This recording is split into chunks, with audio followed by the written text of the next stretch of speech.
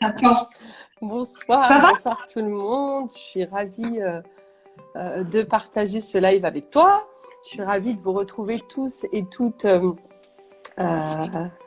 le son est parfait. Dès l'arrivée de Nadia. Et ben voilà, c'est la, Ah, c'est le Nadia début. a apporté la perfection avec elle. Non, Avec ça. c'est la fusion des deux. En fait, c'est Leïla et Nadia et ça donne waouh. Voilà, c'est ça. Ça doit être ça. Donc bonsoir à tous, heureuse aussi de te voir. Je peux pas, je rencontre mon mari. Clin d'œil. Salut à tous.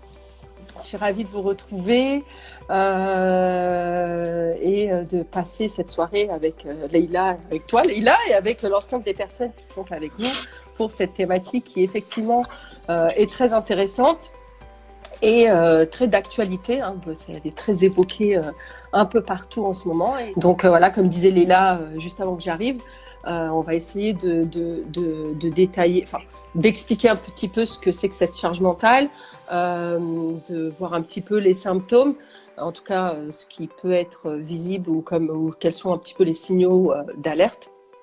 Et on va tenter aussi, enfin bon, on va vous donner quelques outils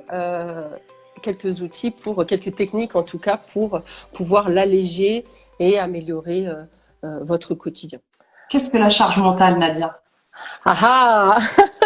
En vérité, qu'on en soit conscient ou pas, on passe notre temps à penser à des choses, aux choses qu'on doit accomplir. Peut-être que là, maintenant, pendant que vous êtes en train de nous écouter, coucou Justina, en fait, je vois les commentaires en même temps, donc je vais essayer de faire abstraction un petit peu. Coucou tout le monde. Donc, je disais que là, même là, pendant que vous êtes en train de nous écouter, là, derrière votre écran, certainement, vous devez en même temps être en train de penser, je sais pas moi, au dossier que vous devez remplir, au dentifrice que vous devez acheter parce qu'il y en a plus là-haut et les enfants vont juste être embêtés, et moi aussi pour le coup, peut-être au linge qui est pas plié, peut-être à la cantine des enfants qui doit être payée, enfin bon bref, des tas de pensées qui reviennent comme ça et qui nous envahissent l'esprit. Et c'est un peu ça la charge mentale. La charge mentale, c'est de devoir penser à tout en permanence et en même temps. Donc voilà, ça s'arrête pas. Et du coup, on est dans l'obligation. Enfin, on se retrouve à gérer une multitude de tâches, hein, qu'elles soient domestiques, qu'elles soient professionnelles, qu'elles soient familiales. Et ça devient difficile de devoir tout coordonner en même temps dans un même espace-temps. D'accord. Donc, t'es OK, Leïla? Oui, oui, oui, oui, tout à fait. Ce qu'il y a, c'est qu'on arrive, on parle donc de surcharge mentale à l'instant où on devient en fait intoxiqué par nos propres pensées. Exactement. C'est-à-dire que là où la pensée est naturelle, la charge mentale, ça devient vraiment un surplus et un mal-être. Donc, d'où le sujet de ce soir. Donc, voir comment on peut continuer à rester organisé comme on l'est sans se malmener soi-même. C'est-à-dire mener à bien les tâches sans s'oublier soi-même et sans s'épuiser aussi. Parce que du coup, ça implique une fatigue psychologique, physique. On va en parler tout à l'heure, Nadia. Ouais. Voilà. Donc, Ouais, c'est si ça. quelqu'un... Ouais. Oui, c'est Si ça. En fait, quelqu'un... on vit, enfin, nos rythmes de vie se sont accélérés à l'image de la société dans laquelle on Complètement. vit, qui va Complètement. du coup à 1000 à l'heure. Et du coup, ben, en fait, notre mental finalement, il a que très peu de répit. On est constamment sollicité. On le sollicite aussi du coup par la même occasion tout le temps, parce qu'on gère des multitudes de domaines dans un temps imparti et on fait pas ça forcément de façon efficace. Et du coup, c'est comme si on avait plein de dossiers qui s'ouvrent en même temps dans la tête. Et tout ça, ça conduit à des tas de symptômes. Je dis des symptômes, ça c'est des formations professionnelles. C'est ma formation professionnelle d'infirmière de base qui me fait appeler ça les symptômes. Mais on appelle ça un symptôme de toute façon qu'on va évoquer. Effectivement, les femmes euh, ont plus de Oui, chances, entre guillemets, ou sont plus sujettes à cette problématique-là. Cependant, moi, je pense vraiment que c'est une problématique humaine avant tout, oui, et que ça touche, c'est même pas ça touche également les hommes, s'il y a des messieurs ce soir. Donc, c'est vraiment euh, un problème humain, je veux dire, on est tous, hommes ou femmes, amenés à gérer ou à traverser des périodes de vie compliquées. Je pense notamment aux pères célibataires, Oui, aux pères divorcés en garde alternée, qui se retrouvent quand même la moitié du temps avec leurs enfants, qui doivent tout clairement. gérer. Et j'ai vraiment envie de les inclure aussi ce soir et dans cette thématique où ils ont, pour ma part en tout cas, pleinement leur place. Ah non, mais Mais clairement, c'est vrai que la femme est beaucoup plus touchée. ouais, Qu'on se le dise, hein. c'est ça. Vraiment, ce serait vraiment mentir que de dire que la femme est à égalité, on va dire, à ce niveau-là, puisque la femme porte souvent la charge du foyer à un niveau très élevé. Ouais. Et ça, c'est un fait qu'on peut pas contourner, quoi. Voilà. Clairement, je regarde Maintenant, s'il y a des questions en même temps. Le pire, c'est juste ouais, avant de se coucher où tous ces fameux dossiers ressurgissent. Et ouais, bah oui, forcément, sinon ce serait vraiment, trop simple. Les ouais. dossiers surgissent justement dans des moments où ça y est, tu es épuisé, fatigué, et là on pourra faire une transition. Enfin, ça va être certainement une transition vers tout ce qui est tous les symptômes qu'on peut rencontrer quand justement on est en charge mentale, parce que finalement, quand tous ces dossiers s'ouvrent, eh ben, ça conduit à énormément de pression, à beaucoup de stress, à de la fatigue qui devient chronique. Hein. C'est une fatigue qui dure dans le temps et qui s'installe et qui est ancrée. On est tous les jours fatigué, tout le temps. Et ça, c'est clairement pas normal. On est Mm. beaucoup moins efficace. On s'épuise et du coup, on risque, du coup, enfin, tous ces symptômes et là, enfin, on va en détailler certainement d'autres, peuvent conduire du coup à un burn-out. Et vraiment, l'idée, c'est de prendre le temps et de s'écouter pour justement pas tomber dans ce burn-out qui va nous plonger dans quelque chose de vraiment beaucoup plus profond. Je regarde en même temps, voilà. Et une perte de confiance en soi, oui. Oui, oui. Ouais. Effectivement, il y a les signes physiques, donc comme à juste titre nommé Nadia, donc tout ce qui est fatigue, chronique ou pas d'ailleurs, elle peut être passagère, elle peut être chronique selon le degré. On a les douleurs physiques, les migraines, il y en a qui ont mal au ventre. C'est vraiment un stress, une irritabilité euh, plus plus plus chronique, on va dire, c'est-à-dire on va s'énerver pour des détails qui n'ont pas lieu de nous énerver en temps normal, justement parce que cette surcharge nous compresse. Il y a ça, et puis il y avait aussi, comment dirais-je, enfin moi personnellement, j'ai souvent tendance à être paralysée. Alors au-delà de tous ces symptômes, c'est Bien sûr. vraiment une paralysie mentale dans le sens où on est tellement submergé d'options et ben, qu'on ne sait plus du tout par quoi commencer. Et à outrance, ça peut nous figer. Et on se retrouve à plus rien faire. Ah oui, clairement. On se Clairement. retrouve à plus rien faire. C'est comme si t'éteignais le compteur de, tu sais, l'interrupteur du Ouais, compteur électrique, paf, ça saute les c'est plombs. ça. Exactement.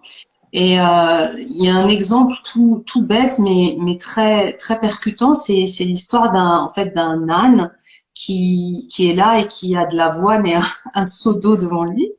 Et il est là et il sait pas par quoi commencer. Et il réfléchit, il réfléchit, il réfléchit. Et il a passé tout son temps à réfléchir par quoi il allait commencer, qu'il a fini déshydraté et limite mort de faim. Voilà. Donc cette paralysie, c'est ça, c'est je suis submergée, je ne sais plus où donner de la tête. Quelle est la meilleure option? Quel choix je dois faire en priorité? En fait, tout est confus, il n'y a plus de hiérarchisation et ça peut amener à figer la personne complètement. Je ne sais pas Oui, si tu partages, Nadia. oui, complètement, parce que finalement, on a tendance à penser que c'est que l'exécution des tâches qui pose problème, alors Mm. que pas du tout, en fait, enfin, pas du tout. Ça y participe. C'est surtout Ouais. tout le process qu'on a en amont qui nuit parce que oui, il faut planifier, il faut prévoir, il faut Mm. anticiper, et puis il faut anticiper pour soi et pour ses enfants et pour le conjoint et pour la conjointe et etc., la famille large, etc. et le travail. Et donc finalement, c'est l'exemple de l'âne, je le connais, je la connaissais pas l'histoire, mais je vais la recycler du coup. Mais c'est ça en Bah fait. oui, parce que en fait, le pire, c'est que cette paralysie, déjà, elle nous fige. Ouais. Donc, ce qui est à faire n'est pas fait, mais elle nous engraine dans un cercle vicieux où ça va s'aggraver puisque d'autres tâches arrivent derrière. Donc, Exactement. c'est vraiment, on arrive à un stade, je pense que la paralysie, c'est un stade quand même avancé, je Oui, pense. oui, clairement, oui, oui. Et alors, Mm. je vois Anna qui me dit, donc parfois on se met la pression sur des détails insignifiants, la recherche Mm. de la perfection. Oui, clairement, c'est quelque chose qu'on va évoquer dans la suite, en tout cas, je pense, mais clairement, se soigner de du perfectionnisme Ah oui, est est une façon de réduire sa charge mentale. Parce que finalement, on a en vouloir tout, tout, tout parfait. Est-ce que ça existe la perfection? Personnellement, j'y crois pas. Et ouais. effectivement, on n'en voit plus le bout. Clairement, le cerveau, et vraiment au niveau cérébral, hein, le cerveau, il peut pas gérer, il n'a pas la capacité de gérer plein d'infos en même temps. Surtout quand c'est les mêmes zones du cerveau qui s'activent. Ça veut dire quoi? Ça veut dire quand c'est pas un automatisme. Donc je vais développer. Ça veut dire quoi? Ça veut dire que si admettons je suis au téléphone, je suis en train de chercher mes clés. En même temps, j'ai la bouffe sur le feu. Et en même temps, j'ai ma fille ou mon fils qui vient me poser une question. Si je veux être sur tous les fronts en même temps, clairement, je vais perdre en efficacité et Mm. l'efficacité finalement de toutes ces actions va être diminuée. Alors que si je les faisais une à une ou l'une après une à des moments bien définis, eh ben, je pourrais les faire tout à fait aisément et facilement et avec efficacité. Parce que là, clairement, tu risques de brûler ton truc sur ce qu'il y a dans ta casserole. Tu vas pas trouver tes clés, tu vas dire n'importe quoi ou à demi-mot au téléphone et tu vas répondre à côté de la plaque à ton enfant qui, du coup, quand tu vas raccrocher, tu vas dire punaise, qu'est-ce que j'ai dit? J'aurais pas dû dire ça, je l'aurais dû dire autrement, etc. Donc, Mm. c'est vrai que le cerveau, voilà, le corps ne peut pas, le cerveau ne peut pas gérer toutes ces informations-là en même temps quand c'est pas des automatismes. On peut, par contre, quand c'est des automatismes, faire plusieurs choses en même temps. Admettons, je peux conduire, manger, téléphoner, peut-être, si j'ai l'habitude de le faire. Par contre, s'il y a et je vais le faire avec aisance parce que c'est rentré dans quelque chose d'inconscient. Je le fais de façon automatique. Je me prends pas, je ne le fais pas en conscience. Le cerveau, il sait gérer sans que j'ai besoin à y penser en conscient. Par contre, si pendant que je mange, que je parle au téléphone, que je conduis, là, il y a un imprévu qui arrive sur le trajet, bah, tout de suite, je vais jeter ma pomme là que j'étais en train de manger. Et je vais jeter aussi mon téléphone et je vais me concentrer sur ce qui est parce que dans l'instant, c'est ça qui est important et c'est ça qui est plus urgent. Donc vraiment, euh, essayons, pas essayons, faisons plutôt, priorisons les choses et pour pouvoir justement libérer un petit peu d'espace et donner du temps à chaque chose pour pas être toujours perturbé par j'ai fait, j'ai pas fait, il manque ça, il me reste ça, puis demain et puis après-demain et puis un jour. Je vois qu'il y a plein de choses qui défilent. Je ne sais pas si tu as vu, Léla. Non, peut-être pas. La perfection n'existe pas. Oui, c'est clair. À vouloir être parfait, on échoue à tous les domaines. Peut-être pas tous, mais presque. Effectivement, peut-être pas tous, mais peut-être, ça discute. À l'époque où on compare la vitrine des autres à notre back-office, on se met la pression de faire beaucoup de choses et s'organiser, de faire encore plus, faire au lieu d'être. Et ouais, on s'oublie souvent soi. Ouais. D'ailleurs, c'est Et bien puis dit. ces to-do list interminables, finalement, on n'arrive jamais au bout. Mhm. Résultat, on a l'impression d'être bon à rien parce qu'on n'arrive jamais au bout. Mais est-ce que ces to-do list sont réalistes? Pas forcément, aussi. On entend souvent qu'il faudrait des journées de 36 heures. Moi, j'entends souvent ça. Ça C'est suffit pas clair. 24 heures pour faire tout ce que j'ai à faire. Là, c'est déjà un signal parce Bien qu'en sûr. réalité, personne ne dispose de plus de 24 heures pour organiser sa journée et sa nuit. Vous voyez? Donc, à un moment donné, il faut trouver l'équilibre. C'est facile à dire, j'entends. Mais vraiment, il y a Ça des astuces s'apprend. pour s'alléger de tout ça. Et vraiment, c'est ça, c'est ces to-do list interminables, le sentiment de manquer de temps en permanence. On devient tellement frustré que on commence à se comparer aux autres. Mais comment elle fait, elle, pour s'en sortir? Ça C'est aussi, ça. ça commence à être un signal. Parce qu'en Clairement. vérité, on devrait être à l'aise avec soi-même. et se préoccuper de soi. Le Et on soin de son commence à corps. regarder à droite à gauche comment elle fait, comment lui il fait. Mais on ne connaît pas la souffrance des gens derrière. Enfin, le paraître, c'est toujours très lisse. C'est clair. Euh, mais je peux vous garantir que beaucoup, beaucoup de gens souffrent de ça, malgré les apparences. C'est clair. Mais tout s'apprend. Tout, moi, je Alors, suis je vois quelqu'un, pardon, Nadia, qui dit les réseaux n'aident pas non plus. Alors, j'imagine dans le sens de l'image lisse et parfaite de la vie de chacun, c'est ça? Peut-être que je me trompe. Alors, les réseaux n'aident pas non plus, soit en termes de temps, parce que effectivement, c'est hyper chronophage. Ça, Oui, c'est et de l'image que ça renvoie aussi. Donc, quand je parlais de la comparaison avec les autres, c'est tellement facile aujourd'hui de se comparer à tout le monde et n'importe qui finalement. On ne connaît pas l'envers du décor, on connaît que les photos filtrées, lissées et c'est la joie clair. de vivre. Et comme le dit Céline, il faut savoir filtrer les informations. Parce que les réseaux, il y a du bon et il y a du moins bon. Et ok, c'est pareil. Est-ce que je suis obligée de rester greffée à mon téléphone aux réseaux sociaux toute la journée? Oui, non. Qu'est-ce que ça m'apporte? Et on détaille. Et ok, ce qui m'apporte de bien, bah, je le garde. Et puis ce qui ne me convient pas, qui me prend du temps et qui amplifie cette charge mentale, bah, je le mets de côté, tout simplement. La to-do list ne doit pas comporter trop de tâches. Alors effectivement, moi je Oui, suis pas, voilà, moi je suis pas contre les to-do list. Je trouve ça même plutôt bien. Et je pense que ça allège la charge mentale. Euh, alors, mais il faut faire une to-do list efficace. J'entends par efficace, pas des to-do list où je mets, et ça se termine et puis juste j'écris pour écrire. Non, l'idée c'est de la faire simple, qu'elle soit soigneusement décrite point par point. Alors moi, je suis une adepte du mind mapping, hein, j'adore le mind mapping, donc j'utilise par exemple, vous pouvez utiliser une map en 4 ou 5 grands items. Donc, je fais 4-5 grands items que je décortique. Si, admettons, dans un des items, j'ai le ménage, eh ben, je décortique, je mets le ménage en grand et je mets après des sous-items. Ben, je dois faire je sais pas, moi, je dois faire le linge, je dois faire les vitres, enfin, peu importe, tout ce que vous voulez mettre dedans, qui est important pour vous. Et ensuite, quand vous allez checker ce qui a été fait, même si tout n'est pas fait, vous allez avoir le sentiment d'avoir fait des choses. Et là, il faut être vraiment bienveillant avec soi et se dire que bon, voilà, j'ai peut-être pas tout fait, mais j'ai fait une bonne partie et c'est ok. Et vraiment se féliciter de ce qu'on a fait jusque-là.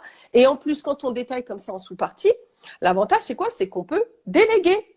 Parce que et oui, on a tendance à vouloir tout faire, tout gérer et tout, mais il y a beaucoup de choses aussi qu'on peut déléguer. Et ça, c'est quelque chose. Quelque chose. Donc, c'est vrai que pour les to-do list, oui, faut pas rester que dans des to-do list, mais les to-do list bien organisées, des items, des sous-items, inscrire les choses dans le temps. Admettons, je sais pas moi, peu importe. J'ai des actions importantes, moins importantes. Bah ok, ça peut attendre. Ça, je reviendrai après. Ça, par contre, il faut que je le fasse maintenant. Ok, combien de temps je dois accorder à ça? Vas-y, ok, parce que le cerveau, il a besoin aussi de cadrer. Et quand c'est cadré, c'est plus facile pour lui d'exécuter les tâches et de se mettre en action de façon plus efficace, j'ai envie de dire. Et du coup, quand tu lui dis, voilà, ben voilà, j'ai ça à faire, et ben je le mets dans ce temps imparti là, un temps qui vous est propice. Hein, comme disait, je sais plus qui tout à l'heure, qui disait, oui, c'est voilà, quand on va dormir, que là, tous les dossiers s'ouvrent. Ok, ben il y a des dossiers, il y a des choses qu'on fait le matin, il y a des choses qu'on fait à midi, il y a des choses qu'on fait le soir. Et en fait, je vais pas aller mettre des actions à des moments où je suis épuisée et fatiguée. Il y a des choses qui demandent beaucoup plus d'attention, je les fais à un autre moment. Et vraiment, cette to-do list, elle doit être simple, pratique, cadrée dans le temps, etc. Alors, je vois Smart ouais. Oui, effectivement, comme un objectif quand tu veux qu'il soit smart, spécifique, mesurable, atteignable, réaliste et temporel. Effectivement, en fonction des choses que j'ai à faire, il y a des choses qui sont importantes, moins importantes. Je vais pas me dire, ah bah avant de dormir, je vais faire le ménage, je vais faire mon courrier, puis je vais finir mon dossier, etc. Alors que clairement, c'est pas possible parce que je suis fatiguée, mon corps ne peut pas. Le temps, comme tu disais Leïla, tout à l'heure, bah il est pas à rallonge, hein. J'ai un temps, j'ai besoin aussi de dormir et c'est important pour moi parce que si je ne dors pas, si j'accorde pas ce temps pour moi pour dormir, ben, qu'est-ce qui va se passer? Ben, je vais être épuisée et je vais finir comme une loque dans un coin et je vais attendre que le temps passe. Léla, elle sourit. Mais c'est vrai. Non, je vais finir comme une loque dans un coin. Je l'ai visualisé en fait. Non, mais c'est vrai. Tu finis dans un coin et là, tu peux plus rien faire. Et là, je vais te dire, la charge mentale, elle va encore plus augmenter ou tu n'auras même pas de charge mentale. Tu vas, allez, c'est une rupture et tu restes dans ton coin à attendre que ça passe et pour te ramasser, les gens vont te ramasser à la petite cuillère.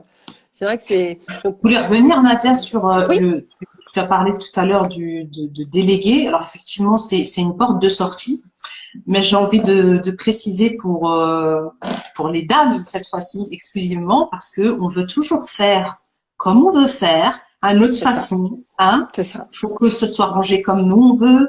Faut que la liste de courses soit parfaitement, voilà, faite comme nous on veut et déléguer.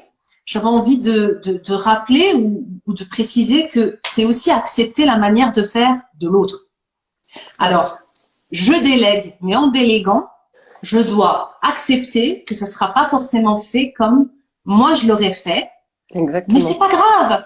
C'est pas grave, c'est même génial parce que ce qu'il faut garder à l'esprit, c'est que ça me décharge. Ça sera C'est fait ça. comme ce sera fait, mais moi je gagne peut-être 1 heure, 2 heures dans ma journée ou 6 heures sur la semaine si on veut vraiment voir, enfin, qu'importe, selon les tâches, qu'elles soient ménagères, qu'elles soient professionnelles, qu'elles soient au niveau des enfants, vraiment, l'éventail selon la vie de chacun est large, mais on peut toujours déléguer. La seule condition, si on veut déléguer d'une manière saine et constructive avec l'autre, c'est pas de lui dire eh mais en fait ce que tu as fait c'est vraiment nul, c'est la dernière fois que je te confie ça. En fait, c'est voilà, tout se dit hein.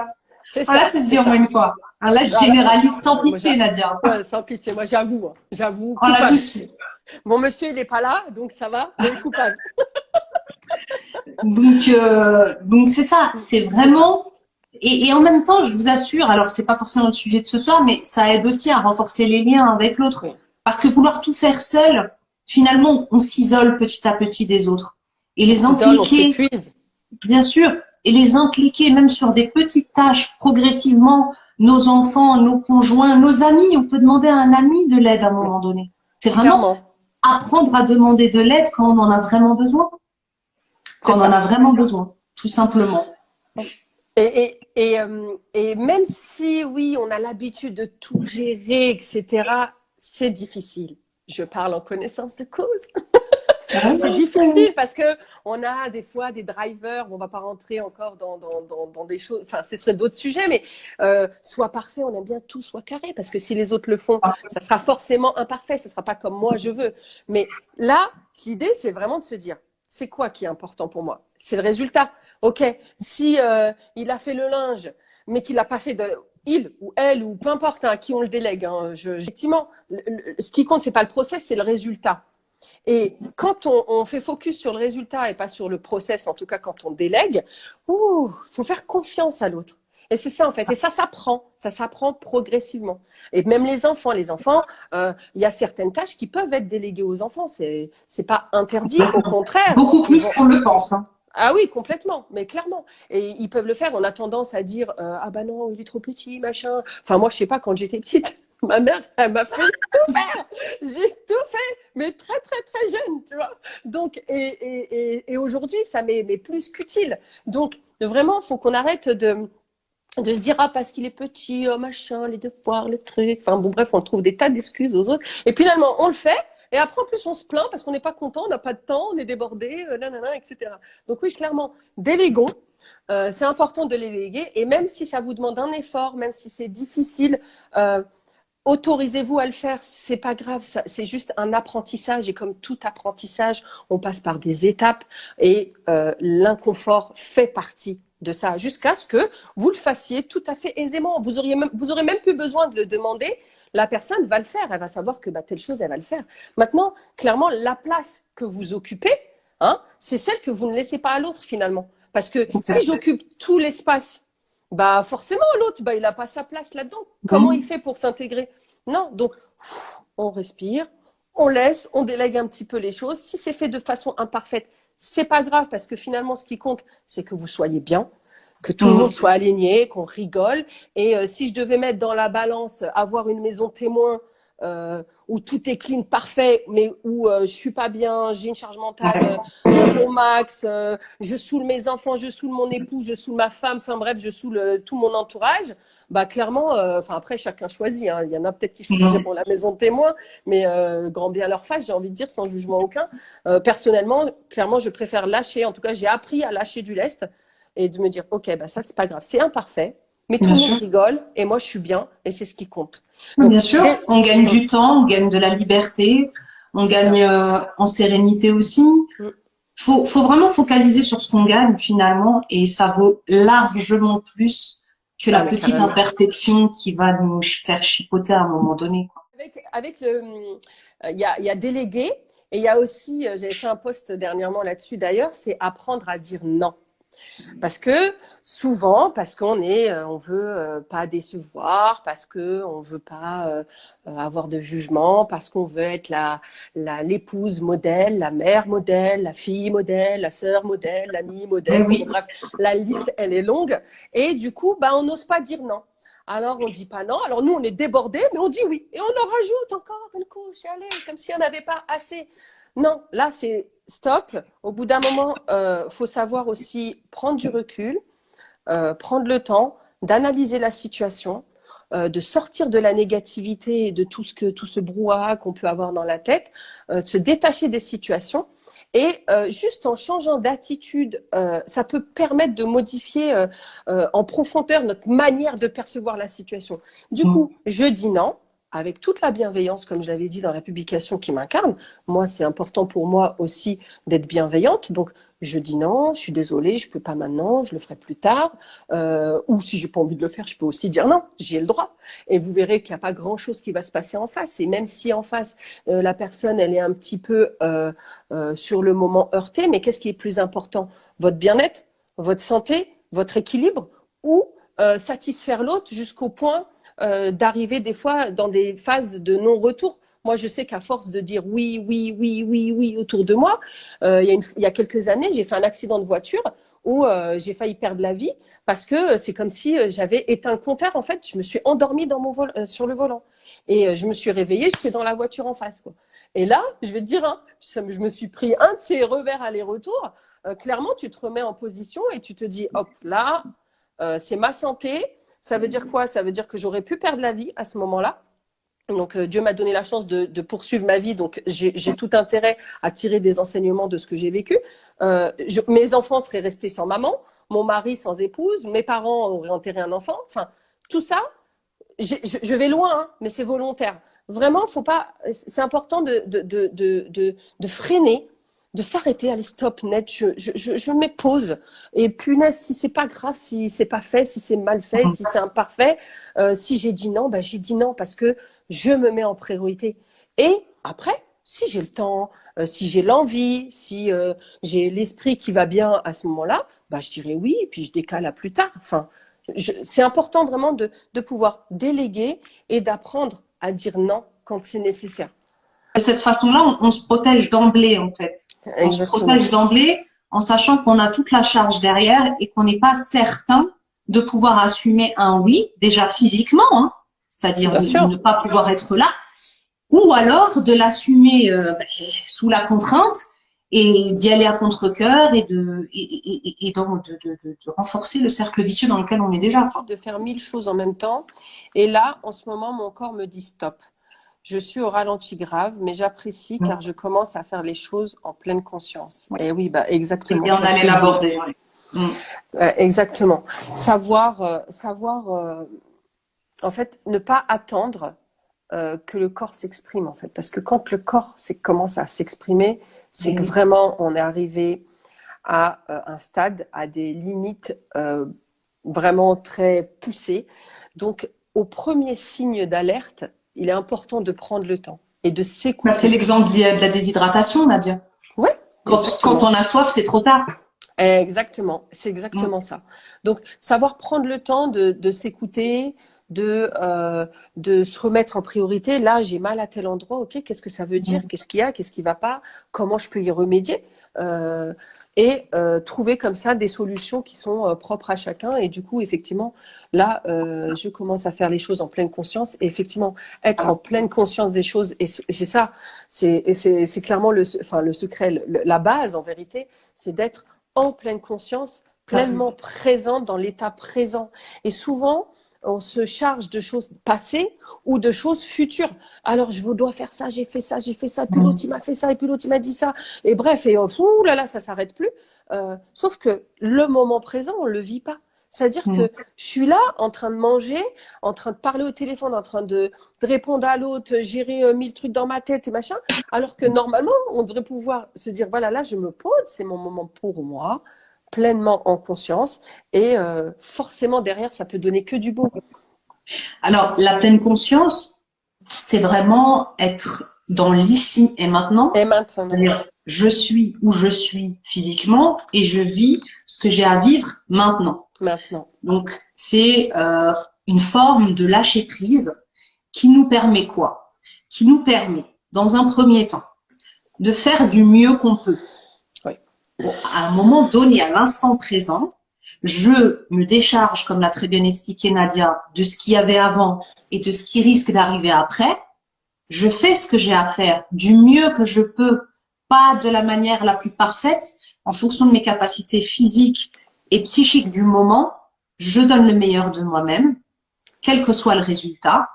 C'est ça la pleine conscience. C'est vraiment être en présence à soi et au moment présent et en profiter. Ouais, c'est ça, c'est exactement ça. Lâcher prise. Et lâcher prise, c'est aussi accepter que dans la vie, il peut y avoir des imprévus, que dans la vie, ça peut être imparfait, que finalement, si c'est imparfait, qu'est-ce qui se passe? Et finalement, si j'ai pas fait la chose dans le temps imparti, quel est l'impact? Je sais pas, tu vois. Et vraiment, lâcher ce perfectionnisme, ça va permettre aussi, donc, comme on disait, hein, comme tu le disais très justement, de vivre le moment présent, d'accepter que qu'on peut pas tout contrôler parce que le perfectionniste, il aime bien tout contrôler dans les moindres détails, sauf qu'on on contrôle rien du tout en vérité. Et si on peut faire, si on peut checker notre vie en arrière, il y a eu tellement d'imprévus, tellement de choses qui se sont présentées sur lesquelles j'ai pu rebondir et finalement qui ont fait de moi la personne que je suis aujourd'hui. Donc vraiment, essayer de lâcher prise, c'est-à-dire arrêter de vouloir tout contrôler. On n'est pas parfait. On n'est pas parfait et c'est OK en fait. Y a pas, y a pas, y a pas, on n'est pas des Superman ou des Wonder Woman. Ça, c'est de la fiction. Ça n'existe pas. D'accord? Ça, faut bien l'entrer dans sa tête. Hein, la Wonder Woman qui gère tout, machin, etc.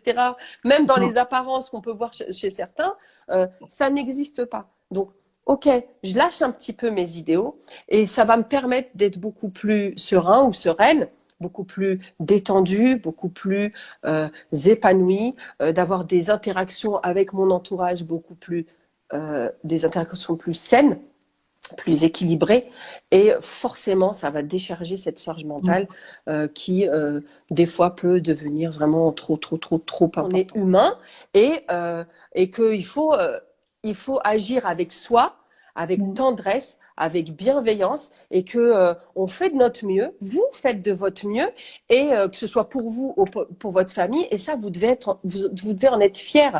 C'est pas je dois être toujours dans la perfection sinon non, déjà tout ce que je peux faire, même la chose la plus infime, la plus petite, bah c'est OK, ça suffit et je dois être fière moi vis-à-vis de moi et de ce que je donne pour moi, pour ma famille et pas attendre que les autres me le donnent ou parce que il faut que ce soit clairement. Enfin, on m'avait dit une fois, je vais pas.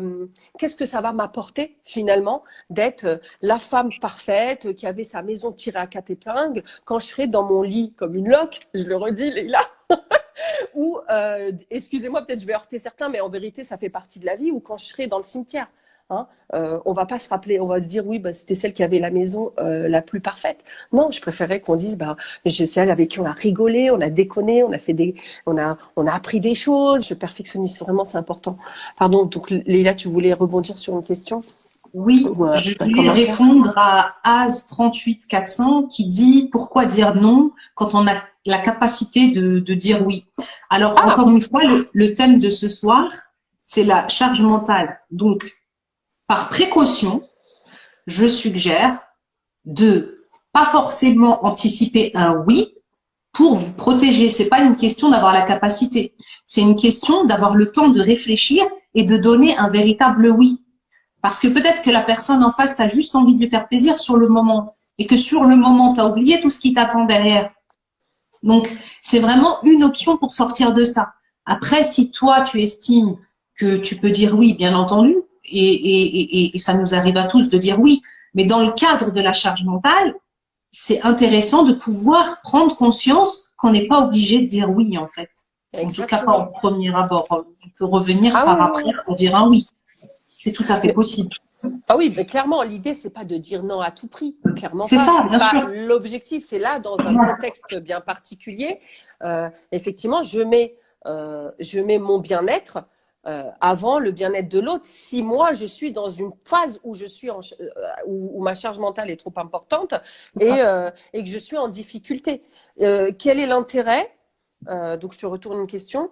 Quel est l'intérêt de dire oui si derrière tu es en difficulté, que tu vas t'en plaindre, que ça va générer de la fatigue, peut-être de l'énervement, et puis finalement ton intention qui était positive initialement va tourner vers la négation, et puis quelque chose tu vas radoter parce que tu vas en parler, et puis ça me saoule, et puis machin, et puis j'ai dit oui, j'aurais pas dû dire oui, etc. Donc l'idée c'est pas simplement de dire non en frontal, non, c'est ok, je prends quelques instants, je réfléchis. Est-ce que je suis en mesure de faire ça? Est-ce que j'ai envie de faire ça? Et dans quel cas, j'y réponds. Si c'est oui, bah c'est OK. Et tu le fais, et c'est très bien, et il faut le faire, OK. Si toi, tu es OK avec ça, c'est bon. Maintenant, si toi, comme disait la citation de Paolo Coelho, tu dis oui, et que toi, à toi, tu te dis non, bah c'est pas cool. Là, c'est pas l'équilibre, il est pas bon. Et là, je te vois sourire. Il y a des choses qui passent. Il y a des choses qui passent dans les commentaires, donc c'est toujours notre fameux As 38400 Ah, qui dit il y a des youtubeuses parfaites et quelqu'un qui lui répond elles sont pas parfaites, c'est des mythos. bah, Donc j'ai envie de dire, si elles sont parfaites, très bien, grand bien leur face. Et moi, je demande juste à voir derrière la façade. Oui, mais des fois, on n'a jamais mieux servi que par soi-même. Oui, Keltoum, c'est vrai, des fois, on n'est jamais mieux servi que par soi-même. Mais ça, si tu le fais tout le temps, ouais. en permanence, alors je peux t'assurer, hein, Leïla et moi, on est maman de 4 enfants. Ça, je crois, on l'a balayé. Hein. Bah disons qu'aujourd'hui on ne rêve que d'une chose, c'est d'être servi tout court. C'est ça. Donc, donc clairement, oui, il y a des choses qu'on fera nous, toute seule, parce que bon bah voilà. Mais il y a des choses qu'on peut déléguer. Vous pouvez pas me dire qu'on peut pas déléguer. Ça, je suis pas d'accord. Il me dit à Oui. force de pousser, j'ai une charge mentale et au final, je me suis retrouvée avec un an d'arrêt, plus de force, je ne voulais plus rien faire. Donc là, on passe au burn-out, T'es clairement. passé au burn-out, exactement. Ouais. Donc, Exactement. Et ça, c'est une autre thématique qu'on pourrait aborder aussi, mais qui ouais. demande énormément de temps. Quand on pousse au max, eh ben après, forcément, il y a rupture hein, pour se reconstruire progressivement après un burn-out. Ça, mais ça demande. Oui, vas-y, Il Leïla, y a, parce que il y a- il y a un commentaire aussi intéressant de Samira qui nous dit pour lâcher prise, niveau ménage, il faut passer au minimalisme. Et c'est oui. hyper pertinent ce que tu dis, Samira, et très juste, Mhm. parce que vraiment, on s'encombre d'énormément d'objets, bibelots, et tout ça, ça nous, ben déjà, ça rallonge la liste de choses à nettoyer, à trier, à dépoussiérer. Et Ah oui. clairement, le minimalisme, déjà, ça divise le temps passé sur les tâches ménagères. J'ai envie d'aller au-delà. Le minimalisme, déjà visuel, plus on dégage son intérieur, plus on dégage son esprit. C'est C'est clair. intimement lié, en fait. Essayez de travailler d'une manière efficace sur un bureau complètement sale, avec des taches de café séché, de la poussière, des papiers qui servent à rien. Et à contrario, imaginez-vous venir vous poser sur un bureau frais, propre, rangé, dégagé. Est-ce que, sincèrement, vous pensez que vous allez travailler de la même façon dans une situation et dans l'autre? Probablement pas. Donc, oui, notre environnement influe directement sur notre psychologie. Ah Une oui, maison clairement. propre, c'est toujours plus agréable à vivre. Maintenant, une maison propre plus facilement grâce au minimalisme, c'est une excellente idée. Bien sûr, parce qu'on on Mmh. s'encombre l'espace physique, mais du coup, on encombre aussi le mental avec des choses qui ne sont inutiles en fait. Et oui, clairement, c'est une très bonne remarque et elle est pertinente. Il y a Mère Mimi qui dit très dur le fait de déléguer. Ça s'apprend. C'est comme toute chose, ça s'apprend quand on a l'habitude de faire les choses par soi-même tout le temps et de compter que sur soi. Oui, tu vas pas aller tout de suite déléguer des choses très importantes qui te tiennent à cœur, mais tu peux commencer par déléguer des petites choses qui te demandent pas trop d'efforts, qui permettent de faire confiance progressivement à l'autre. Ok, bah ça, si c'est lui ou si c'est elle ou c'est mon enfant ou n'importe qui, mon ami ou quoi qui le fait, c'est ok pour moi. Euh, ça va pas me demander un effort surhumain que d'accepter que ce soit l'autre qui le fait, qu'il le fasse. Et du coup, tu vas voir que bah, ça va te faire du bien. Tu vas te sentir mieux, moins fatigué. Ça va te dégager du temps pour d'autres choses. Et là, c'était plutôt bien d'avoir délégué. Ok, donc la prochaine fois, tu délégueras autre chose. Et ainsi de suite, progressivement, jusqu'à augmenter les tâches. Et puis, il y a des choses que tu feras. L'idée, c'est pas tout déléguer, hein. On va pas trouver. Mais l'idée, c'est de pouvoir se décharger et accepter que l'autre fasse. Vraiment. Marion me disait, est-ce que le fait de devoir déléguer et demander à l'autre de faire n'est pas encore une charge? Et puis, il y avait quelqu'un d'autre qui disait, est-ce que demander, on n'y prend pas goût? Est-ce qu'à force de demander, il y a eu plusieurs remarques là-dessus, on ne devient pas assisté? Alors, attention, attention, attention. Là, on parle de déléguer des tâches quotidiennes qui peuvent être déléguées de façon saine et naturelle. Ah oui. On vit dans un environnement avec d'autres personnes. Et la charge mentale, elle s'installe insidieusement parce que on prend nos responsabilités, mais sans s'en rendre compte, on se surcharge des responsabilités des autres.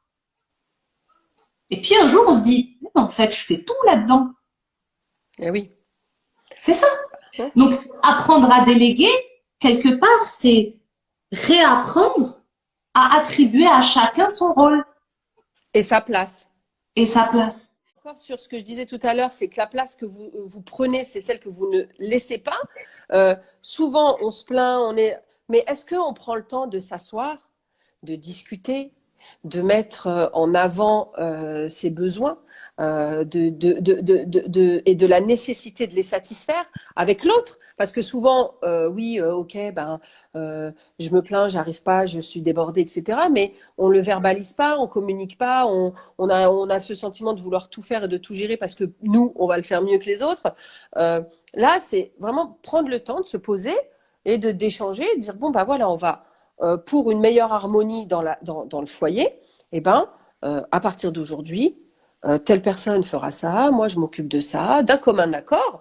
Et ça se construit, encore une fois, c'est un apprentissage. Si on a l'habitude de faire différemment, bah, on va mettre en place de nouvelles habitudes qui vont devenir des automatismes. On nous dit, du coup, s'alléger dans la vie, est-ce que ce ne serait pas le même exemple que le bureau sale en se déchargeant des futilités? Alors, c'est exactement ça en réalité. Alors moi, c'est ce que j'appelle l'hygiène mentale. On se préoccupe souvent de son environnement, donc de savoir si c'est propre, si c'est rangé, si c'est comme il faut. On se préoccupe moins de si à l'intérieur c'est bien structuré, bien rangé. Tout simplement parce que c'est inconscient. Donc, il faut d'abord en prendre conscience pour pouvoir mettre de l'ordre. N'est ni plus ni moins une bonne organisation et d'avoir en tête que tout ne sera peut-être pas réalisable. Tout à fait. Tout à Exactement. fait.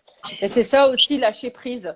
Lâcher prise, c'est se Ouais. dire, bah, c'est pas fait, ok, c'est pas fait. Et faire du mieux Et, qu'on peut. et de faire du mieux qu'on peut et d'être bienveillant avec soi et de se féliciter pour ce qu'on a fait et de sortir de cette négativité pour être plutôt dans l'optimisme et voir, voilà, j'ai fait déjà tout ça et c'est génial. Ok, c'est trop bien.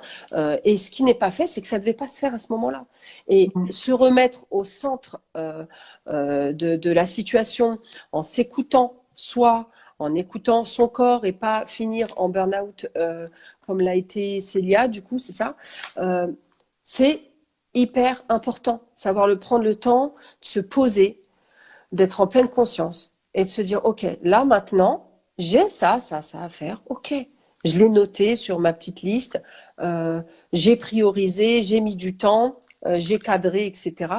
Et ben, comme tu fais tout ça, et ben, tu dois le faire aussi pour toi. C'est-à-dire quoi? C'est-à-dire que je dois m'accorder aussi du temps pour moi.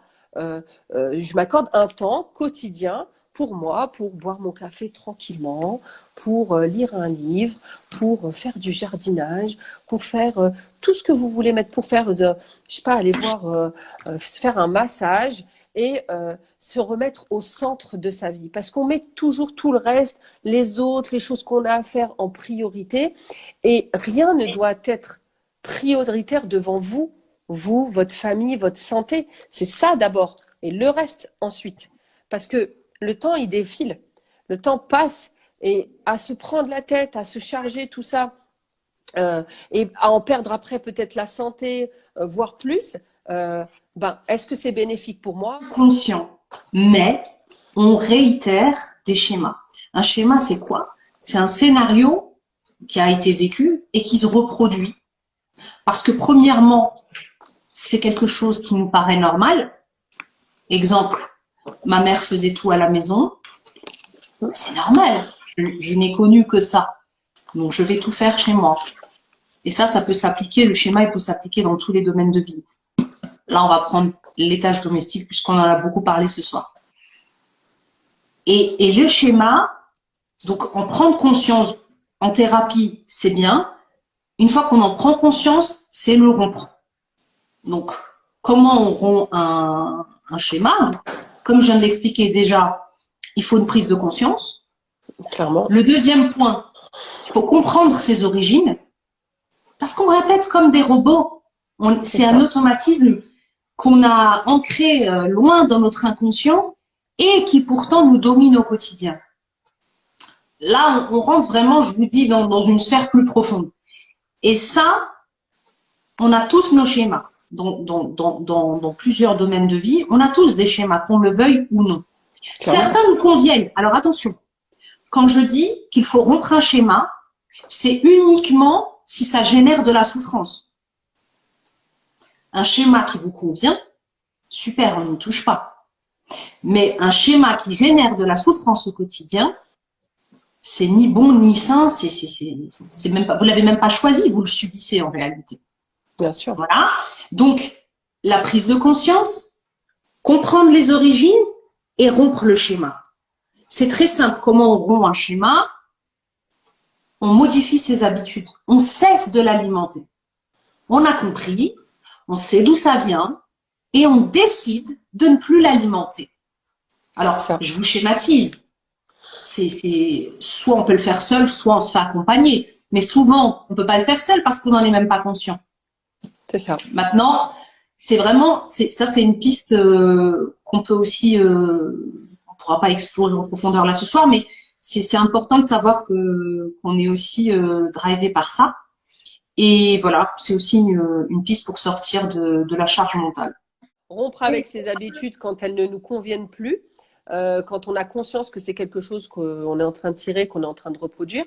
Et à partir de là, je reconstruis de nouvelles habitudes, tout simplement. Alors, en faisant petit à petit, à son rythme, en ne voulant pas tout chambouler du jour au lendemain, parce que clairement, voilà, vous êtes construit ou construite sur ça, et ça fait partie de votre socle identitaire. Donc l'idée, c'est pas d'arriver et de dire je mets un coup de pied dans la fourmilière pas du et tout. je pète tout. Non, c'est vraiment d'y aller pas à pas, progressivement, avec bienveillance, avec des petits objectifs, petit à petit, qui, en effet cumulés, vont donner des résultats juste Exactement. extraordinaires et magnifiques pour vous à terme. La notion de satisfaction est importante.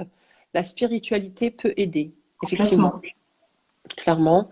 De toute façon, la spiritualité aide dans énormément de choses et c'est important. C'est aussi un moment pour soi de connexion à l'essentiel, à ce qui est important pour nous.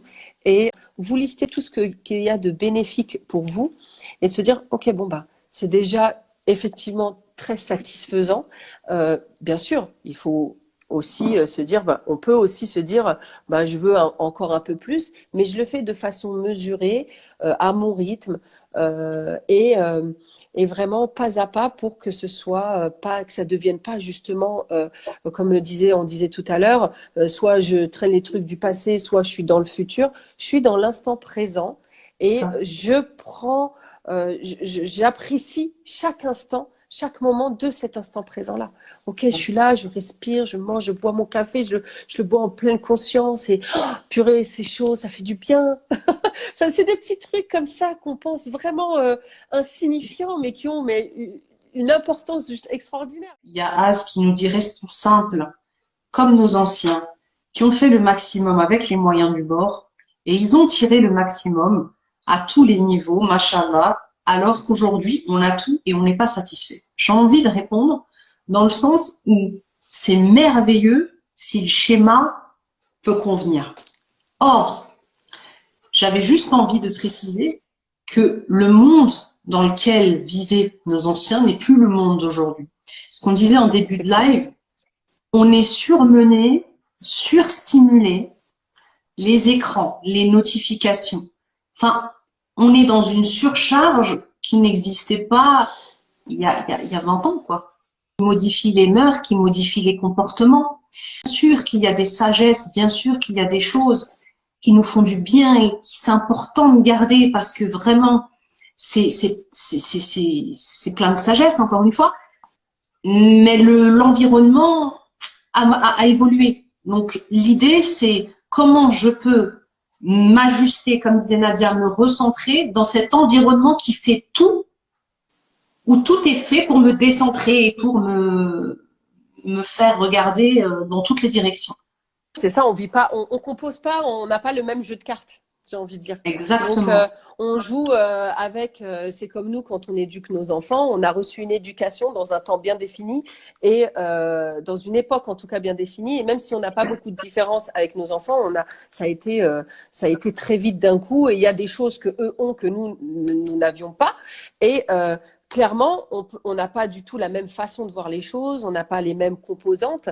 Et forcément, on peut pas. C'est comme un gâteau, si t'as pas les mêmes ingrédients, tu vas pas arriver au même résultat. Donc là, nos parents ont composé avec ce qu'ils avaient. Bien sûr qu'il y a énormément de choses à en tirer, mais ils n'ont pas vécu dans le temps dans lequel on est en train de vivre aujourd'hui, qui est quand même complètement différent. Il y a énormément de choses qui ont changé. Ça, encore une fois, a été très très vite, en très peu de temps. Donc oui, je pioche ce dont j'ai besoin dans ce passé qui m'est bénéfique, m'est utile, et je laisse de côté ce qui ne m'est pas bénéfique et ce qui m'est pas utile parce que je peux aussi aller piocher des choses dans l'ici et maintenant, mixer avec ce que j'ai pris de bénéfique et pour construire mon futur. Il y avait d'autres choses que non, on a parlé de lâcher prise, on a parlé de prendre du recul, on a parlé du non et de déléguer, on a parlé aussi de que planifier c'était important, en tout cas faire catégoriser, prioriser. Au bout du temps, c'est primordial de se recharger des batteries, de pouvoir prendre du temps pour soi, parce que quand on prend du temps pour soi, on peut revenir pleinement à nos tâches, à nos occupations, à nos choses qu'on a à faire. Et vous allez me dire, ouais, Nadia, mais c'est pas facile. Ouais, sauf qu'au bout d'un moment, bah, quand j'ai décidé, quand j'arrive à un point de non-retour, bah, c'est bon, quoi, stop. Euh, je fais le choix. Est-ce que je maintiens ce rythme effréné et du coup cette charge mentale qui me pourrit la vie, ou alors je prends le temps de dire stop et je m'accorde peut-être une demi-heure pour moi, une heure pour moi, une demi-journée pour moi, parce que j'ai besoin de cette demi-journée, mais qui derrière va me permettre d'être beaucoup plus efficace, beaucoup plus épanouie, beaucoup plus alignée, parce que je vais prendre le temps de m'occuper de ce que j'ai à faire, que ce soit professionnellement, que ce soit personnellement, que ce soit dans tous les domaines de vos vies, en fait. Vraiment, prenez le temps pour vous. C'est important de s'écouter, c'est important d'écouter son corps et de pas attendre qu'il y ait des sonnettes d'alarme, qu'il y ait des voyants rouges un peu partout qui se réveillent. Oh, le dos, oh, la nuque, oh, la tête, oh, les migraines, oh, j'ai mal dans le bas du dos et puis finalement mes pieds, enfin bon bref, les genoux, enfin bref, que vous ayez des voyants rouges qui s'allument partout, anticipez ça et organisez-vous pour que vous puissiez vraiment inscrire ce temps pour vous dans votre planning. Ça doit devenir, encore une fois, un automatisme. C'est pas grave si ça c'est en retard, mais ça c'est important pour moi. Qu'est-ce qui est important pour vous? Vous, votre santé, votre bien-être ou les 100 000 tâches que vous avez à faire. Donc, vraiment, ça, enfin, je pense que ça, c'est important de se reconnecter à soi et de prendre Il y a conscience de la Myriam situation. qui nous dit merci pour ce beau live. En effet, nous avons tous pris du temps pour nous en vous écoutant. Oh, C'est c'est mignon. vraiment un plaisir de vous suivre, de vous écouter. Alors, merci beaucoup. Merci vraiment. C'est touchant et on est ravis du coup, de vous apporter cette petite bulle de réflexion, de remise en question et de détente aussi, parce que finalement, on prend du temps pour nous aussi, moi et Nadia, en le faisant, et c'est hyper agréable. On va clôturer. On vous remercie pour votre présence. En tout cas, moi, voilà, j'ai un peu galéré hein, au début. Je savais même pas comment me mettre en direct. C'est grave, c'est grave. Tout s'apprend, tout est apprentissage. Alors, j'arrête pas de le répéter, mais clairement. Donc, j'ai réussi et ça s'est bien passé. Je vous remercie pour votre accueil. On a eu de la réactivité, on a eu vraiment, c'est magnifique. Je m'excuse aussi pour les commentaires auxquels on n'a pas pu répondre ou qui sont passés peut-être avec la rapidité du flux. N'hésitez pas à nous contacter si jamais on n'a pas pu répondre. On le fera avec plaisir. Avec grand plaisir. Par ailleurs, merci beaucoup. Vraiment, votre présence, ça fait chaud au cœur. Vos partages, c'est génial. Vraiment, c'est génial. Voilà, je passe la parole à Nadia pour conclure aussi. Merci infiniment, effectivement, pour cette soirée à laquelle moi, j'ai eu plaisir aussi à partager et à échanger avec vous parce qu'on vous donne beaucoup, mais vous nous apportez énormément aussi. On a passé un bon moment et donc, comme le disait très justement Leïla, si vous avez des questions ou des sujets que vous voudriez évoquer, pensez à nous les envoyer en message privé, soit à Leïla, soit à moi, c'est pareil.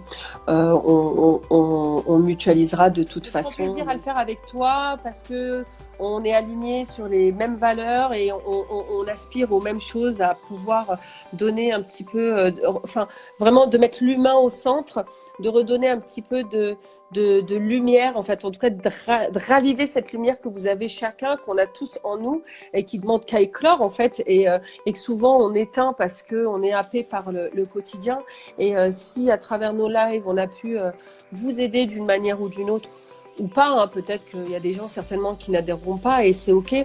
Vraiment, en tout cas, nous, notre intention, elle est vraiment de pouvoir partager. On est dans le partage pleinement, sans filtre et sans faux semblant. Sans faux semblant, sans garde-fou, sans frein. C'est-à-dire que voilà, si on peut répondre, on y répond avec grand plaisir. Donc, vraiment, merci à tous. Passez une excellente soirée. Bonne soirée. Partagez, enfin soutenez-nous sur les pages différentes, ça nous permet d'être plus visibles et de pouvoir avancer et de permettre au maximum aussi de personnes de bénéficier de tout ce qu'on peut partager. Donc soit sur Impulsion, soit sur Graines de réussite. Et nous, on a aussi un site, du coup, un site internet que vous pouvez aller visiter. Voilà, on vous embrasse bien fort. Plein de bisous tout plein. Prenez soin de vous et vraiment remettez-vous au centre. Je pense que elle est là la clé. Après, tout se compose à son rythme.